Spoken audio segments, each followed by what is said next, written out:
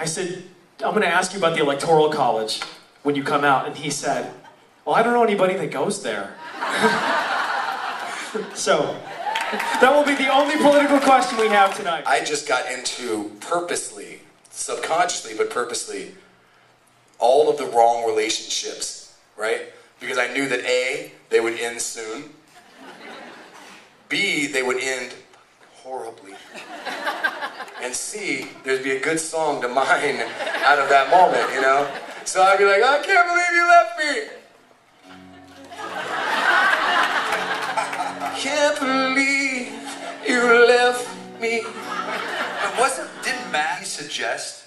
I heard this story that he would suggest one word and have you write a song around it. Now, am I wrong about this? It was Rusty. For Push, Rusty it was the song Rusty. that he gave Rob. Yeah, he was a word that he gave Rob, and so somehow Push was born from that. Now you did take then all that baggage that was going on emotionally and put it into the you make a lyrics. song out of it. Yeah, you start off with like, you know, I'm just like playing with the chord progression, and he's like, you know, okay, here's the word. He literally opens a book and just points to a word, and the word was Rusty. So I'm just like, I'm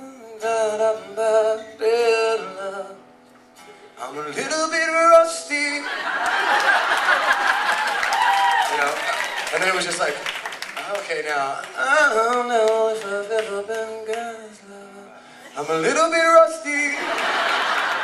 You had that line. Once you hear it once, like once you hear, I'm a little bit rusty, you know, it can't be like, I'm a little bit rusty now. And you're like, no, it's gotta be, I'm a little bit rusty. I was working with Carlos Santana. How exactly did that happen? So to make a phone call, and they were like, well, hey, do you want to do a collaboration with Carlos Santana? They actually, when they called me, I just gotten off the road. I was living in New York.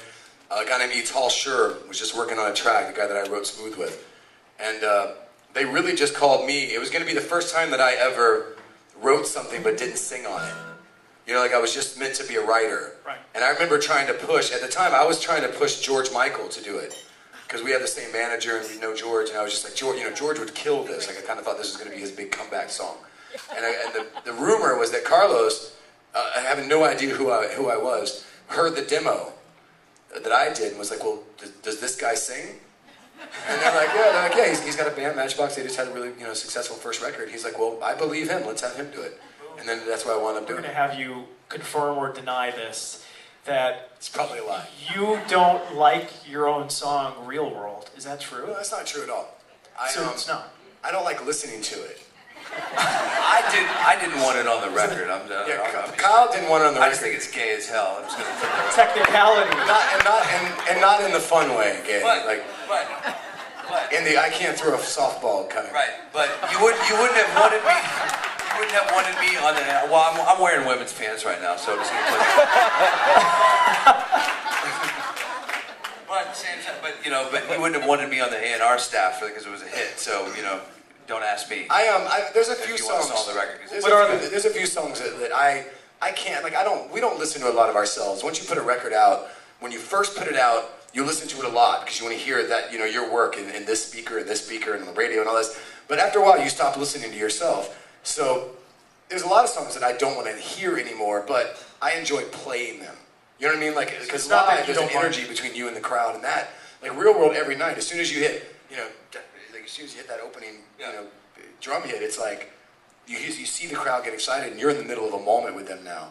And so that to me is very exciting every night. Did you start off as a classical violinist? I did actually. I started playing violin at like I think I was 9, and then I realized that in middle school, violin players never get laid. Exactly. Thank you. You tell me stole my joke. Cello players joke don't I was either, by the going way. with, and it's not gonna have the same impact now. But then I found Appetite for Destruction, and I started getting laid. So thank you, Guns N' Roses. You guys want to play another few? Yeah! Rob Thomas and Kyle Cook live at the Hamilton.